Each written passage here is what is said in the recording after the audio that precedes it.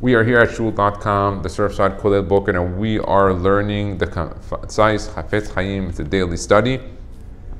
We're reading from page 33.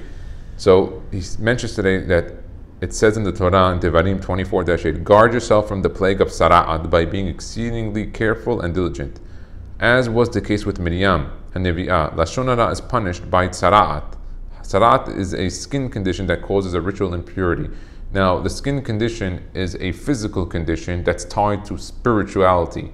So there is some forms of leprosy today that would not be what would be called Tzaraat, because the Tzaraat there is only physical, while in the Torah it was a seemingly metaphysical. It was both spiritual and physical.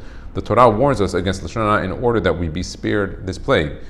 Now, the Gemara says that why today is it not around? Because Has v'shalom, everyone would have it. So, Shirabu avonotehim, there it was taken away.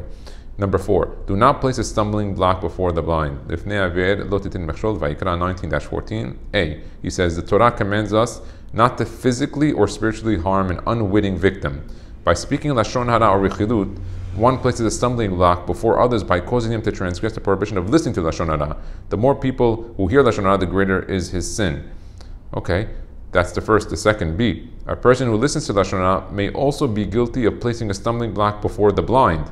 He encourages the speaker to sin by providing an audience for his Lashon Hara. If he is the only person listening, this is certainly true. If others are also listening, perhaps he is not responsible for the speaker's sin, since even without him, the speaker would have had an audience.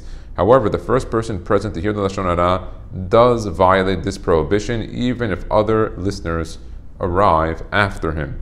Now, this is of course in the case of he's accepting it, the listener. C. In any case, one must be extremely careful not to sit in the company of those who speak Lashon Hara, since they are all inscribed together in heaven as a society of evildoers.